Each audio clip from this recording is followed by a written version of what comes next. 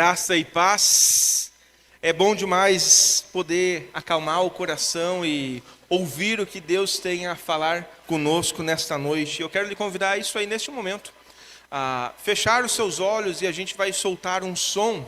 E enquanto solta esse som, vá meditando um pouquinho acerca de tudo aquilo que a gente vai falar. Feche seus olhos e imagine que você acorde aí de madrugada e está despencando os céus, água caindo com força, parece que tudo está tremendo dentro de casa, é raios clareando a noite, e de repente você desperta naquele susto, você desperta em meio a um susto. Pode cortar ali. Bem, pode abrir seus olhos. Circunstâncias como essa são muito comuns. Às vezes nós acordamos no auge da madrugada, ali 2, 3, 4 da manhã, e parece que assim, vai voar todas as coisas dentro de casa. E conforme a casa a gente já junta, aquelas panelas e já vai colocando, porque as goteiras vêm com força. E isso é normal, acontece dia sim e dia também em muitos dos lugares. Tempestades e tempestades.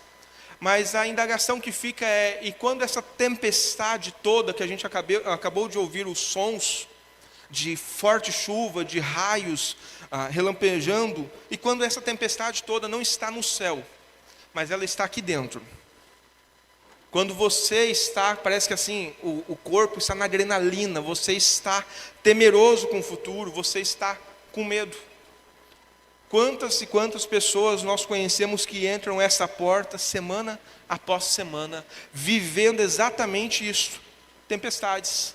E hoje eu quero lhe convidar nessa última reflexão acerca da série Constante, Deus constante nas tempestades. Deus constante nas tempestades, mas não essa tempestade de chuva e raios, mas Deus constante nas tempestades que às vezes assola a nossa vida, que às vezes nos tira o sono, nos tira a paz. Pessoas entram por essa porta, como eu estava falando, sorrindo por fora muitas das vezes. A gente acompanha as pessoas na semana e faz uma visita numa casa, ou a pessoa vem aqui e a gente acompanha e sabe o que elas estão passando, e às vezes alguém pergunta aqui dentro, e aí, está tudo bem? Está tudo ótimo, uma maravilha. Mas tu sabe que é um sorriso da boca para fora, é uma fala da boca para fora, a pessoa não está bem. Ela só não está com coragem de compartilhar. A pessoa até pode ludibriar, enganar aqueles que estão ali, porque ela não quer compartilhar aquilo que está lhe afligindo. Mas nós temos um Deus poderoso, que Ele sabe exatamente o que cada um de nós enfrenta. Pessoas que entram, como eu falei, com um problema de enfermidade, outros com problemas financeiros, outros com problema de perdão, reconciliação. A pessoa prefere a morte do que dar a cara a tapa e pedir perdão. Prefere que acabe a família, mas não dá o braço a torcer. Quantas pessoas entram assim toda semana? Quantas pessoas entram com batalhas silenciosas? A pessoa está vivendo crises de ansiedade, crises de depressão, medo do futuro, um vazio existencial, e parece que nada, literalmente nada a preenche. Então é fácil a gente olhar uma tempestade como essa e ouvir som de forte chuva e ouvir raios e ver, isso aqui é lá fora. Mas e quando essa tempestade está aqui dentro? E nós muitas das vezes ficamos assim, para onde é que eu vou correr? Para onde é que eu vou correr? Bem, nesses momentos eu diria assim, Deus é tão bom com a gente que Ele nos presenteou com um texto, e é o Salmo 46, eu quero lhe convidar a abrir aí. O Salmo 46 é um presente de Deus para todo aquele que está no meio da tempestade. O Salmo 46 é um presente que Deus nos ouve, Deus literalmente Ele vê o que a gente enfrenta. E aqui a gente vê uma verdade transformadora acerca do Deus ao qual nós professamos fé. Ele é constante em meio às tempestades. Em outras palavras, Ele está presente, Ele é soberano, Ele é inabalável. Ele é um Deus que Ele está reinando, mesmo quando tudo está desabando. As coisas não estão bem, mas Ele é um Rei poderoso. Eu quero lhe convidar a lermos aí Salmo 46, e o salmista diz o seguinte: Deus é o nosso refúgio e a nossa fortaleza, auxílio sempre presente na adversidade. Por isso, não temeremos, ainda que a terra trema e os montes afundem no coração do mar, ainda que estrondem as suas águas turbulentas e os montes sejam sacudidos pela sua fúria. Há um rio cujos canais alegram a cidade de Deus, o santo lugar onde o Deus habita Altíssimo. Deus nela está, não será abalada. Deus vem em seu auxílio desde o romper da manhã. Nações se agitam, reinos se abalam, e ele ergue a voz, e a terra se derrete. O Senhor dos exércitos está conosco, o Deus de Jacó é a nossa torre segura. Venham, vejam as obras do Senhor, seus feitos estarrecedores na terra. Ele dá fim às guerras até os confins da terra, quebra o arco e despedaça a lança, destrói escudos com fogo. Parem de lutar, saibam que eu sou Deus, serei exaltado entre as nações, serei exaltado na terra. O Senhor dos exércitos ainda está conosco, o Deus de Jacó é a nossa torre segura. Amém? Oremos. Senhor Jesus, nós estamos reunidos nessa casa de oração, declarando que Tu és a nossa torre segura. Pai, que essa noite Tu possas falar e ministrar aos nossos corações, e nós possamos, ó Deus, encontrar descanso no lugar do Deus Altíssimo. Nós possamos nos render aos Seus braços, é o que eu rogo e peço, em nome de Cristo Jesus. Amém e amém. Bem, a terra pode mudar. Literalmente, a terra pode mudar, as montanhas podem ser arremessadas violentamente no mar. Podem surgir terremotos, vulcões, pode surgir um monte de coisas. Mas todas essas coisas estão sob o controle do nosso Senhor. E Ele é soberano sobre tudo e todos.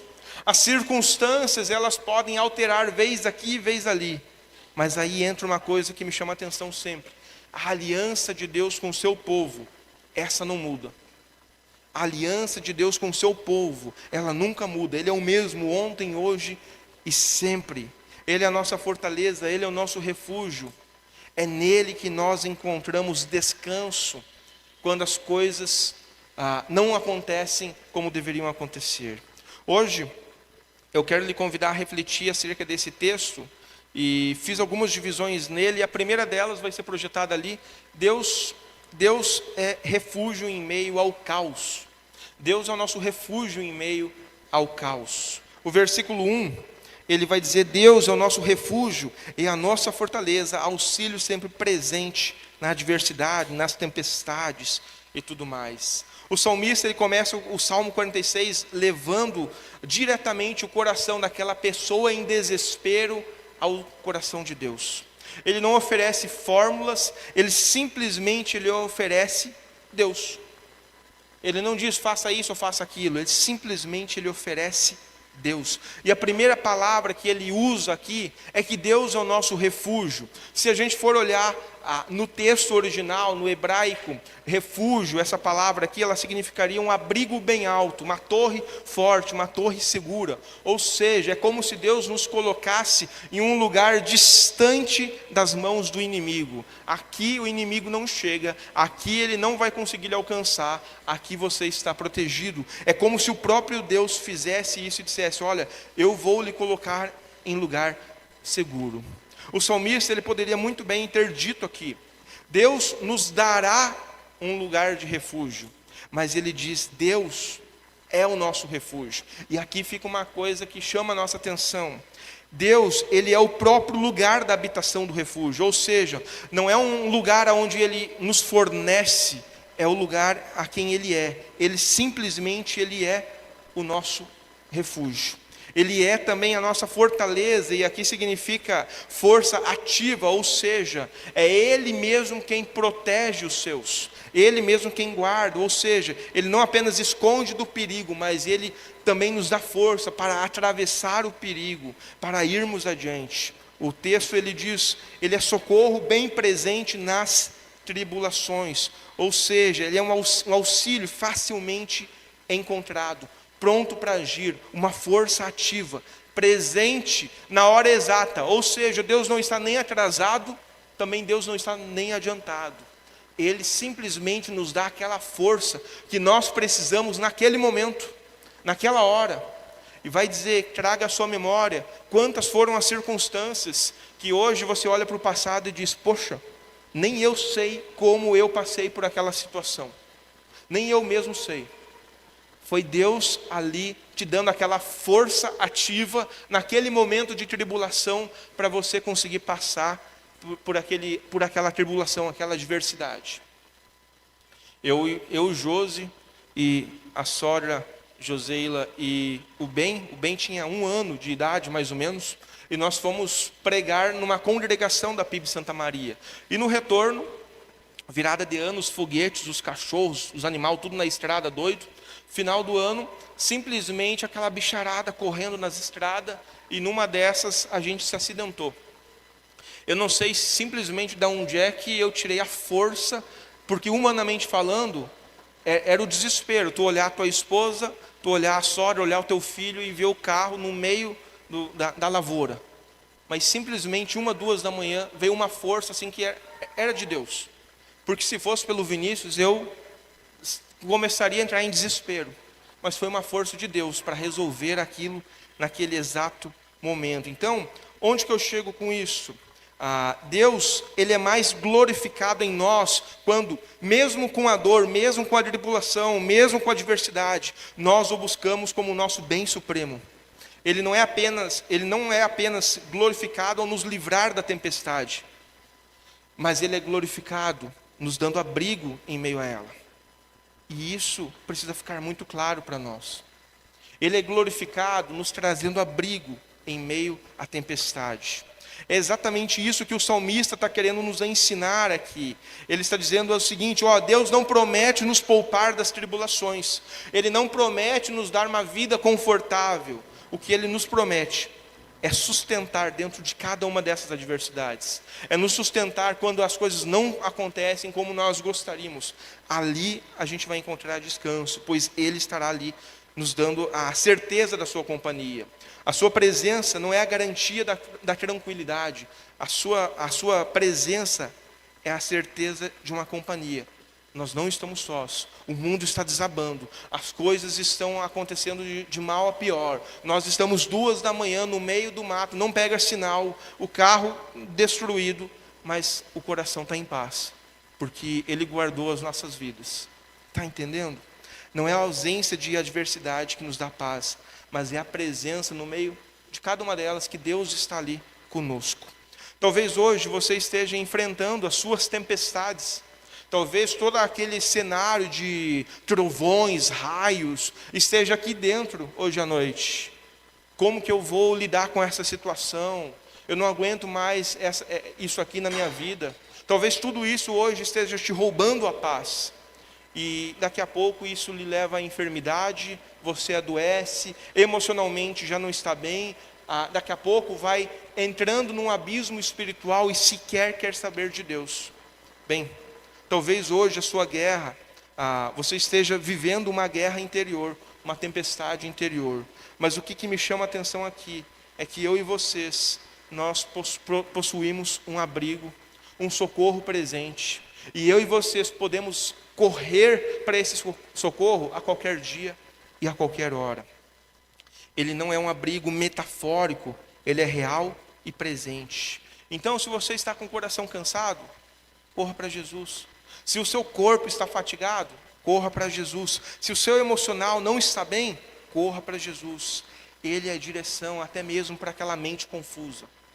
Ele é essa direção. Essa é a promessa do Salmo 46.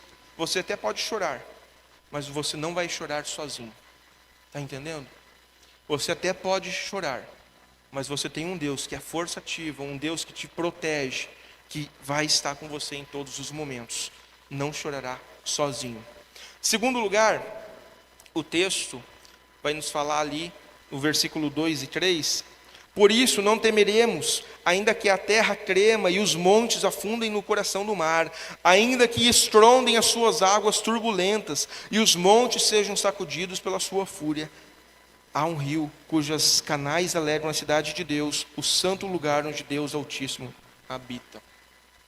O salmista descreve uma cena de caos absoluto. Literalmente um caos absoluto. A terra que deveria ser firme está tremendo. Os montes estão afundando. As águas estão dando barulhos, rugindo, mexendo-se de forma violenta. Está tudo colapsando na terra. E aqui, entre essas indagações para nós, você já se sentiu assim? Você já se sentiu na situação que o salmista fala, onde parece que você não está pisando mais num chão sólido? Parece que o seu casamento, que você olhava assim, poxa, é para toda a vida. Daqui a pouco tu não sabe se vai ter mais uma semana. Onde você achava assim, poxa, eu tenho saúde para dar e vender. E na semana seguinte vem um diagnóstico e você perde toda a tranquilidade que tinha. Simplesmente abre ali um laudo e vê, poxa, e agora? Pense aí, você já se sentiu assim, com uma notícia inesperada, com um lar que se divide? Bem, é verdade que eu e vocês passamos por isso. Tem dias que parece que está tudo colapsando dentro de casa, tudo está entrando, está um caos, um colapso aqui dentro.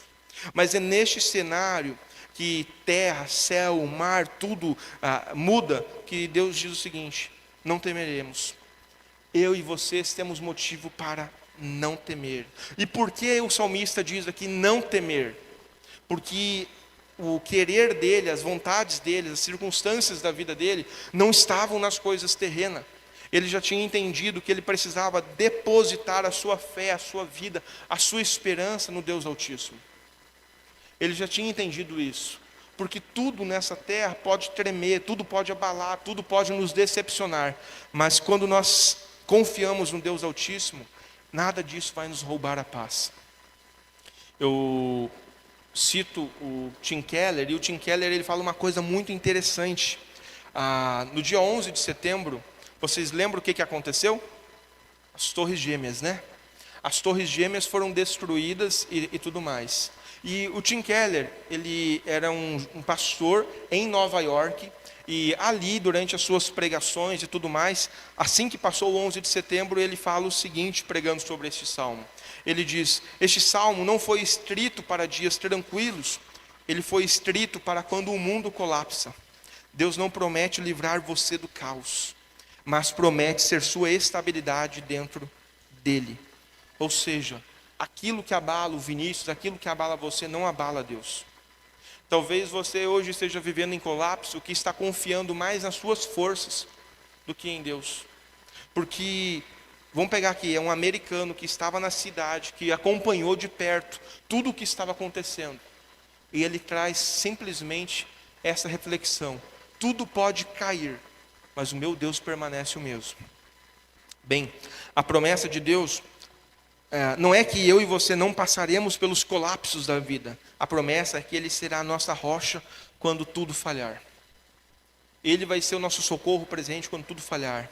Ele vai ser esse Deus constante que nós temos anunciado nessa série, quando todos à nossa volta falharem. A mãe deixou a pessoa em maus lençóis, a esposa, o marido, o filho, chegou no trabalho, o chefe demitiu.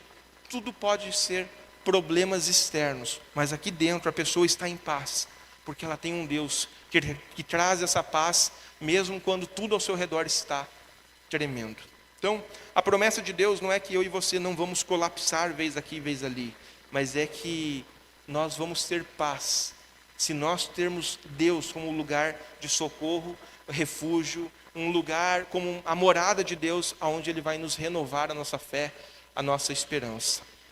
Bem, em terceiro lugar, o texto vai falar ali nos versículos 4 e 5, há um rio no meio da crise, e esse rio tem nome, é Jesus. O versículo 4 e 5 ele vai dizer: há um rio cujos canais alegram a cidade de Deus, o santo lugar onde habita o Altíssimo. Deus está nele, não será abalada. Deus vem em seu auxílio desde o romper da manhã. Até aqui o Salmo falou muito de colapsos, mas agora ele muda o cenário e ele fala que, olha, no meio da tempestade há um rio. E esse rio, ele é Jesus. Ele não é um rio literal, ele é um rio da presença do nosso Deus. É uma presença viva do nosso Deus em meio ao seu povo.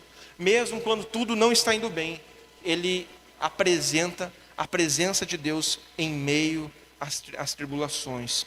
Enquanto tudo ao seu redor está então colapsando, a cidade de Deus permanece firme. Por quê? Deus está ali no meio. Deus traz a paz, a tranquilidade, a serenidade que todos precisam. Então, a terra mexe, as águas rugem, o mundo parece que vai colapsar, mas Deus está ali no meio. E a sua presença traz renovo e esperança. Bem, é essa presença que nos dá esperança. É dele que jorram as correntes que saciam a alma, é dele que o nosso coração encontra descanso, e é por meio dele que o deserto do coração humano se transforma em um jardim regado pela graça.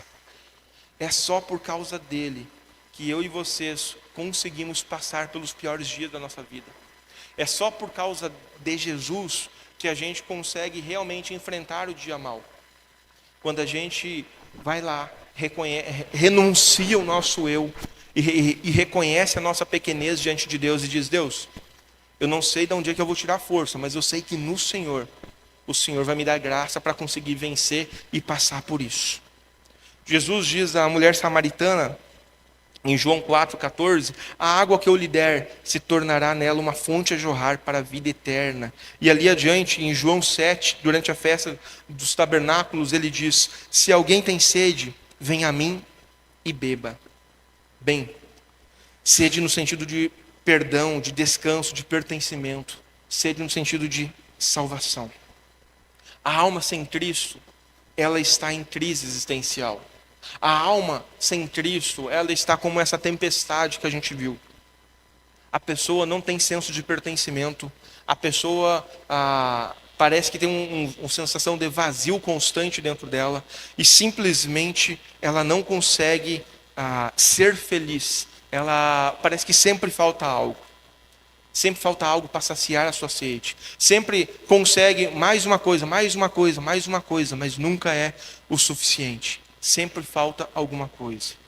J.C. Ryle, vai ser projetado, diz: a alma sem Cristo é um deserto seco. A alma sem Cristo é um deserto seco. Agora, a alma em Cristo é um jardim que floresce, regado por correntes da graça. Então, talvez você tenha experimentado nesses últimos meses, anos, um lugar árido, um deserto. E Deus está literalmente hoje lhe oferecendo um lugar, um manancial de águas vivas. Ele está dizendo literalmente hoje que, olha, eu posso saciar a sua sede. Eu posso ir ao encontro da sua ansiedade e curá-la. Eu posso ir ao encontro da sua depressão e tratá-la. Eu posso ir ao encontro do seu vazio existencial e preencher aquilo que somente eu posso dar. É simplesmente isso que Jesus está dizendo. Em meio às adversidades, eu, Jesus, posso preencher aquilo que está em falta no seu coração. Bem, Mateus 11, ele diz: vinde a mim, todos os que estáis cansados, todos os que estáis sobrecarregados, e eu vos aliviarei.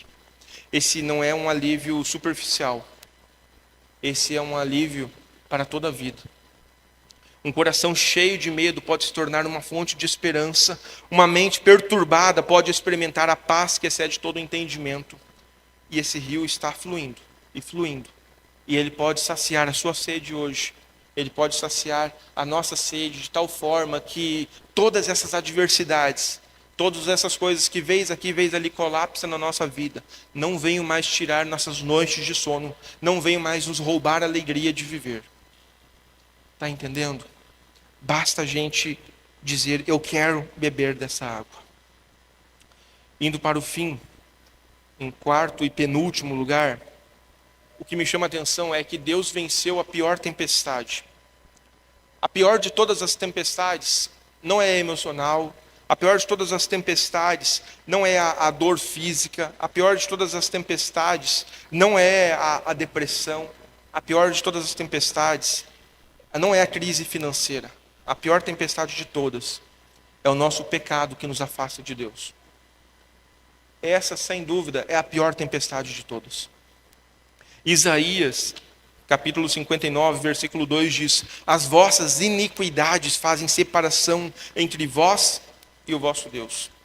Essa é a pior de todas as tempestades, porque ela é eterna. Nós, sem Cristo, estamos dentro desse colapso.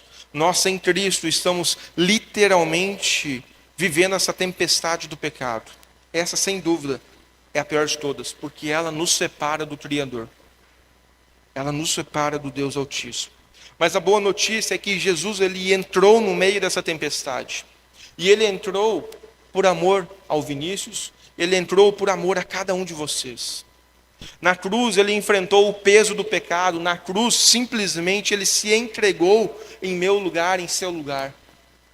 Foi ali que ele derramou o seu sangue, foi ali que ele entregou-se voluntariamente, para que a nossa tempestade pudesse um dia passar.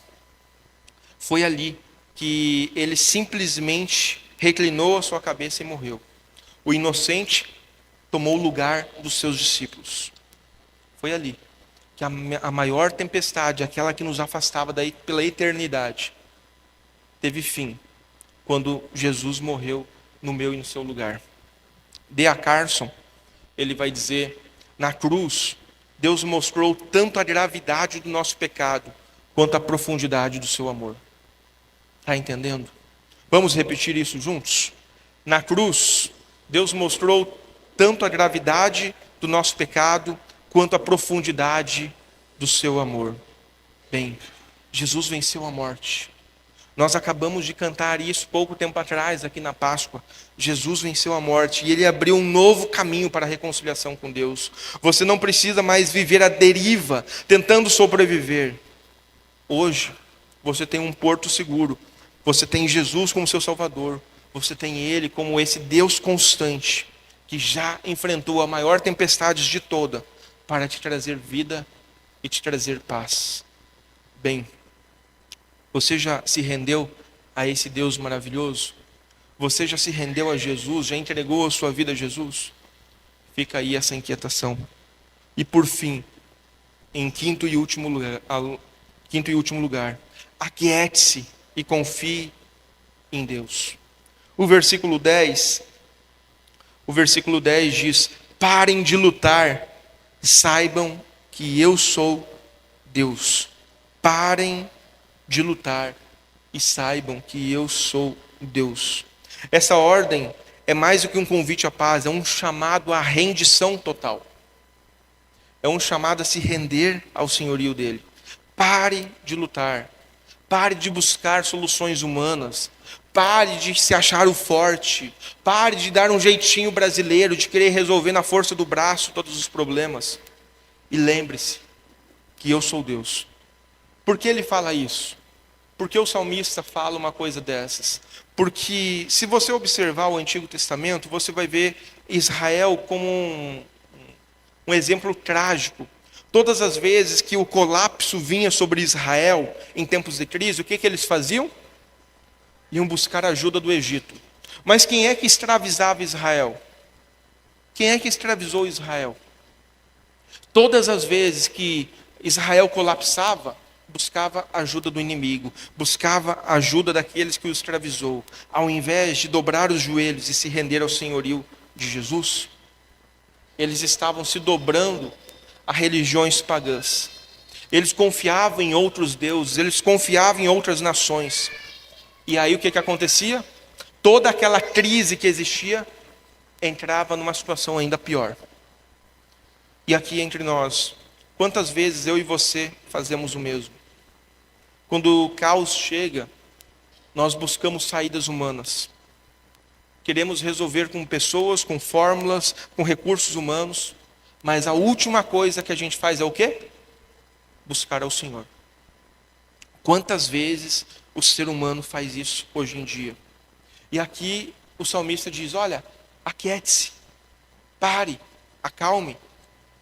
Aquietai-vos e reconhecei que eu sou Deus. Ou em outras palavras, parem de correr para o Egito.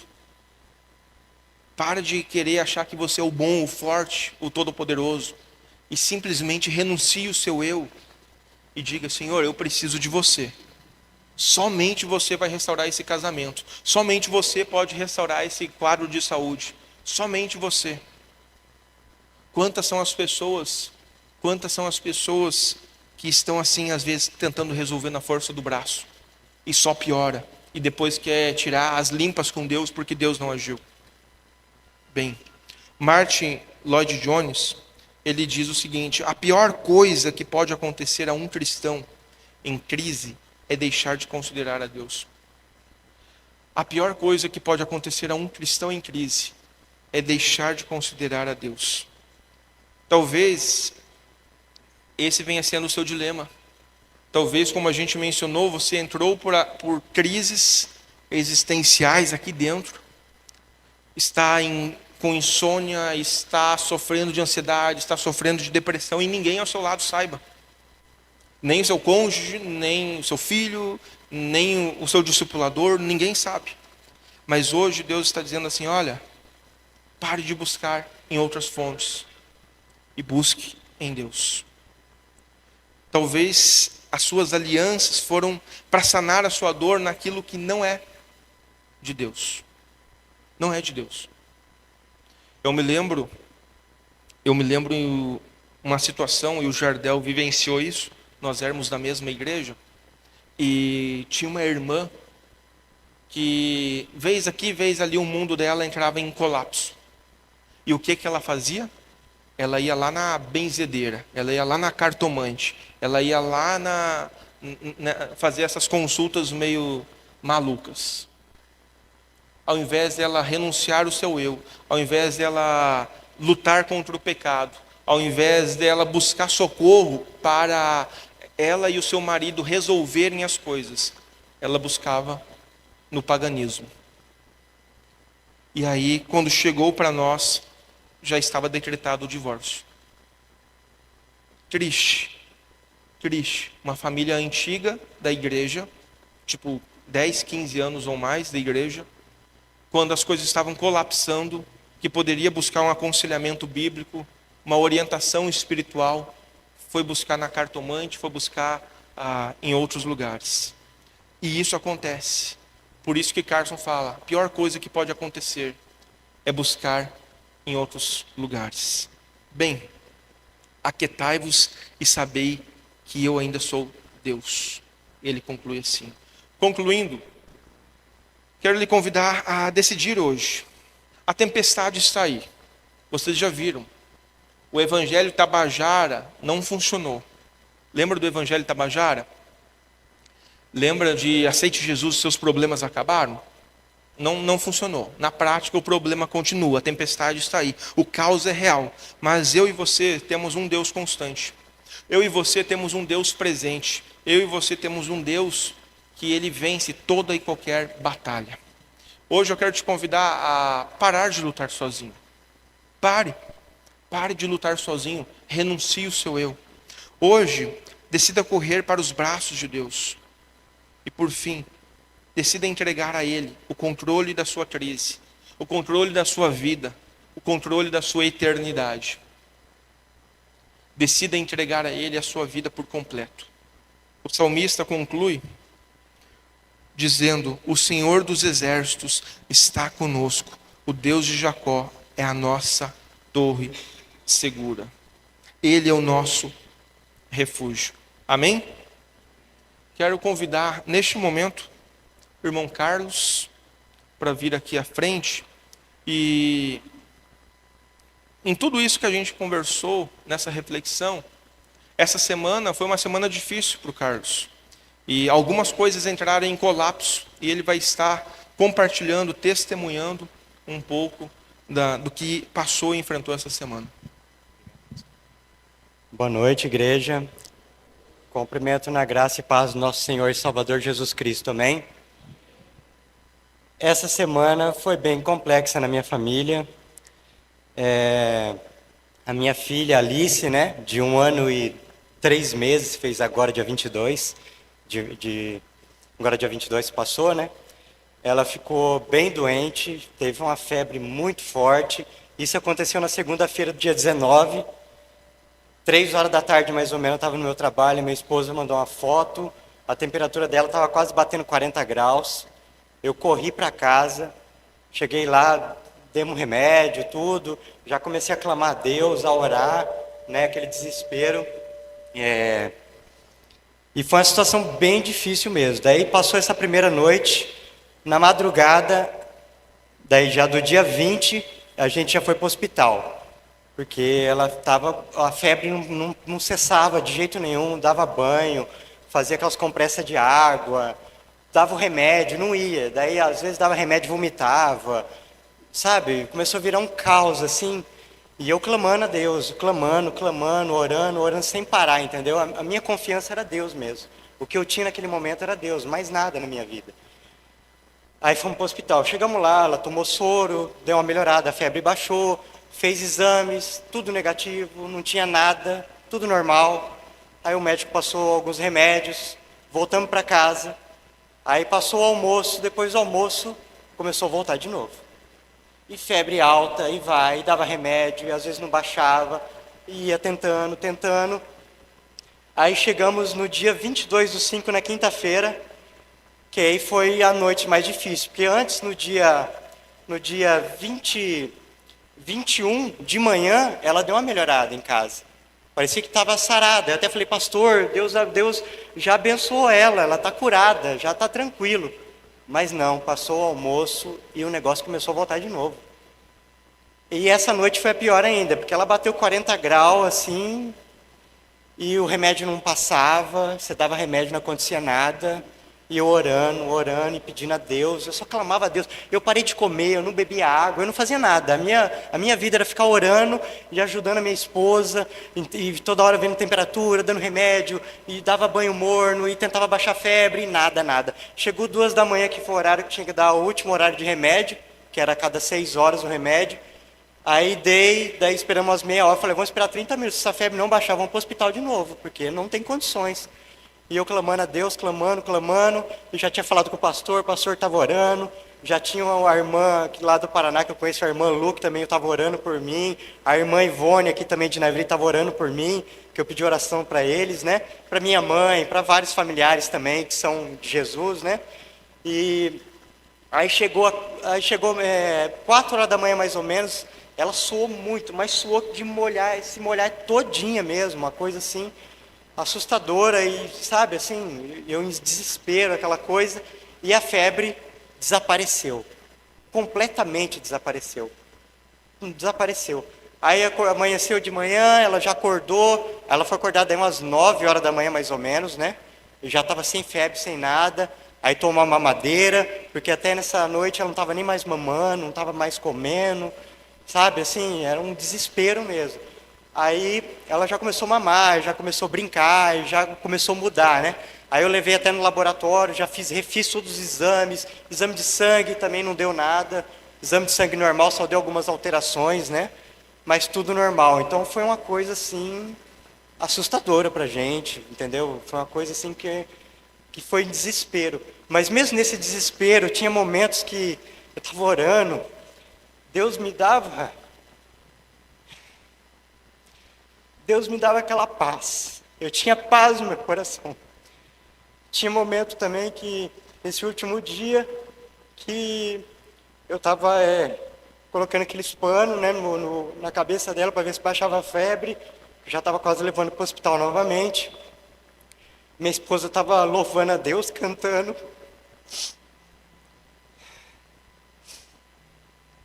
E a presença de Deus era enorme na minha casa. Eu sentia muito a presença de Deus. E foi uma coisa muito forte.